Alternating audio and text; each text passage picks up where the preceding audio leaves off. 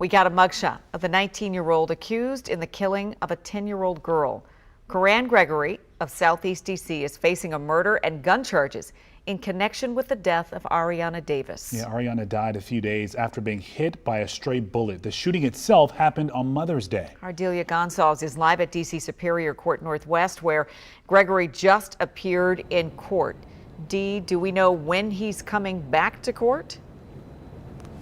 We do. September 28th, he'll be back in court. It took some time for his case to be called because this is a 45-page document that's attached to this case. And so the judge wanted to hold off until he read through the entire court record. So we were waiting for some time. But shortly after 5 o'clock, he did call the case and it went fairly quickly. The defense said, you know, there is no direct evidence that Koran Gregory pulled the trigger, but prosecutors say there is ballistic and video evidence that links him to this murder. And I can tell you after reading all 45 pages of these court documents that the 19-year-old, also known as Ran on the streets, was being tracked by the FBI and ATF for some time. The case against him is very thorough, including Instagram images. Prosecutors even listing more than 30 cases, including a homicide used with the same gun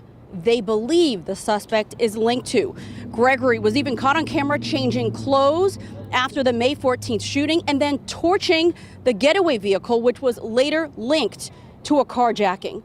Police say 10-year-old Arianna Davis and her family were trapped by a barrage of gunfire surrounding their car in the 3700 block of Hay Street Northeast on Mother's Day night.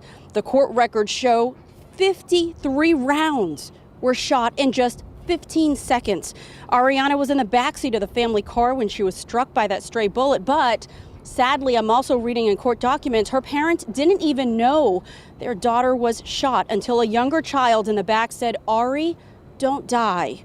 Her relatives were interviewed at the hospital saying they knew there was an ongoing beef in the neighborhood, but didn't recognize the suspects who were wearing masks and holding what they describe as machine guns. Again, this is a very detailed case, 45 documents, so much more to pour through. We're going to have another reporter, our Casey Nolan, my colleague, will be following this story tonight. But certainly we've been here at the courthouse expecting for some family that were inside to come out and speak to us. Unfortunately, I don't believe that they are going to come out. However, still a lot of emotion tied around this case. We know that Gregory is coming back September 28th, but police say this is not the end of their investigation. They believe there are more suspects out there, and they are asking for the public's help.